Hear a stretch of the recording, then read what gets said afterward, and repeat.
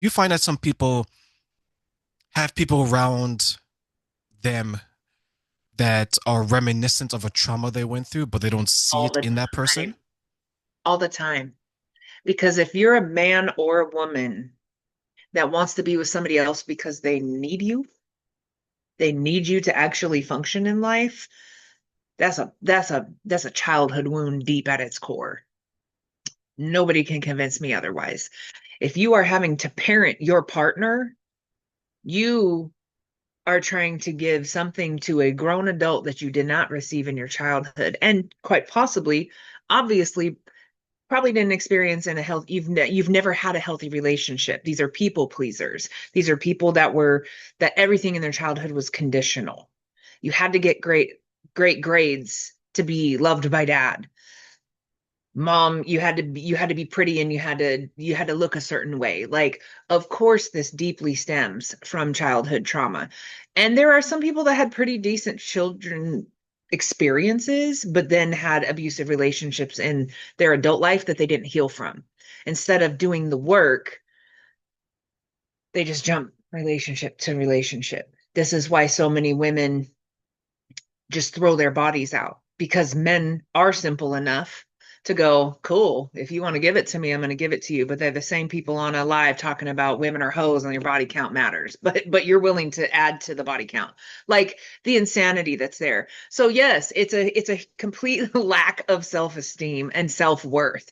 And anybody with trauma, your self-esteem and your self-worth 9 times out of 10 is going to take a huge hit, because you are because what happens is, instead of us going, oh my gosh, what a piece of crap, he beat me, he did this, he took advantage of me, instead of them stepping outside of it going, what a horrible person, I can't believe that I even let this person in my life, they're like, I wasn't lovable, I'm not worthy, I'm not good enough. The narrative becomes internalized instead of externalized with somebody else who's screaming in your face that they're a piece of crap and they're not a good person. So tell me how that's your fault. You're taking accountability for an abuser. It's the disgusting cycle of abuse. And absolutely that comes from deep within. Very much so. I shared when you mentioned that, it reminded me of something I shared with someone who they're trying to find a relationship and everyone around them was chronically single, right? I think that's why they got together because the relationship probably ended with around the same time. And Mm-hmm. everyone's like, I hate men, I hate women, not knowing that they're complaining about each other. But anyways, that's a story for another day. So, Logic left the so building. I know, right? So I asked this Dropped in guy, the dump. I was like, hey, you said that you want to get a relationship and things like that. I was like, what examples of a healthy relationship do you have? Couldn't answer the question. I was like, well, what you'll find, or many times what you'll find, is that people who are in healthy relationships or marriages, usually their friends are what? In healthy relationships or married. Mm-hmm. All you see is the not so good side. I was like, so where do you get your example from? As well as if these people around you aren't helping you to reach your goals in life, why are they around you? Mm-hmm. Right? So my question to you, Brie, why do you think people Comes just back keep to people around to keep them self-esteem. around? Comes back to self-esteem, self-worth, dead ass, because it's better than nothing. A confident person, somebody, now I'm not saying that just because you have good self-esteem doesn't mean you don't have bad days. And what's a healthy relationship? What I deem as a healthy relationship might be slightly different from you, because we might have varying values. So just speaking in generalities doesn't really work either. But people will keep people around because it's better than nothing. But is it? And then you tell me you're depressed. You tell me that you're not doing the things, the goals you want in life. You're not ambitious. You're not striving for more. And you look at your peer group, but you would rather just be stuck here with your peer group than step away from it and be good with yourself. Learn to love yourself. Learn to be like, no matter if the world ended today and I was left alone, it would be lonely, but I would be okay. I wouldn't be destroyed myself because nobody else was around. I'm comfortable being alone. I'm comfortable being with people, good people. I'm not comfortable around everybody, but good people. So, was I always this version of myself? Absolutely not. Because hands down, the person that I am today was because of the healing I did after that abuse. Because when you hit rock bottom and your everything is at rock bottom, the only way to go is up.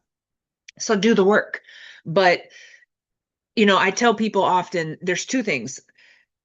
Four quarters is better than 100 pennies when it comes to our friend circle. And we've all seen it. I did not invent this metaphor, but so much of it is like when we go back to the self-worth, like, are you depressed or are you hanging around people that make you feel depressed? That are also not ambitious. Are you hanging around people that speak to your sadness and contribute to it? Or like we have to step back. And this is where, again, that accountability word is very difficult because it's hard to realize that every single person has accountability to accept, even in most situations. Like just because somebody did something to you doesn't mean that there's not a sense of accountability that you could have had within yourself. Okay. And abuse is complicated. I'm not saying you should have got out. Don't nobody misinterpret that at all. I was in it for 4 years. It's not that easy to get out. However, when I go predate that crappy relationship, I had all the red flags in the world that I shouldn't have been in it. So I had that accountability in my own healing where I really had to confront myself and go, ugh, what was so broken inside of you that you accepted his behavior and looked past it and gaslit myself? So I had to sit with that accountability. Now it's different when it's children and parents and this and that. Nothing is a one size fits all. But at the end of the day, so many people got to work on themselves. Who am I? Who am I if I don't have friends? Do I like the company I keep if I sit by myself? Can I sit by myself?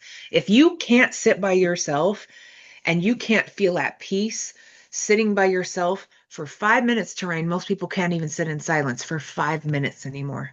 It's uncomfortable. Their head spirals out. They start rocking, twitching. They get mad sometimes. That's the epidemic that we have. We're so used to being stimulated 24/7. Avoid, avoid, avoid, avoid. Numb out, numb out, numb out.